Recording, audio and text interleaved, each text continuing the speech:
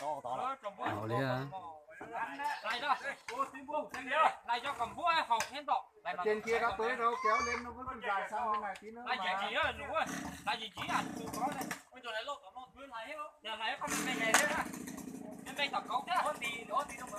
Rồi đó này lại đây đâu đấy hả? Rồi chắc có.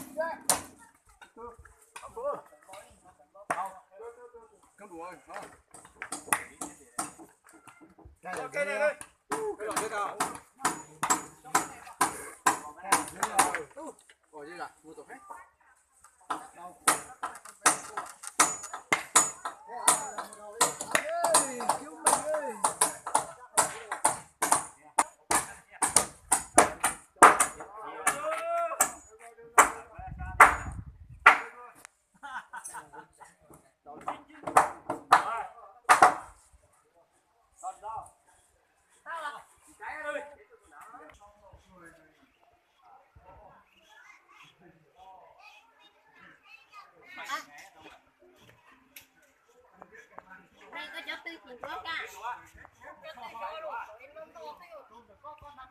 Để nhá.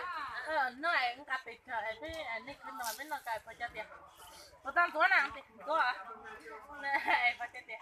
Xuống số thì nó tới kêu nó luôn phải cho tiền chứ. Tiền số tới kêu. Này số này gọi này xong số à? Những mình tiền của chúng số à?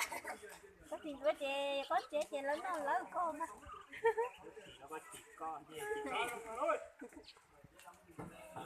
Cá cho chia lắm.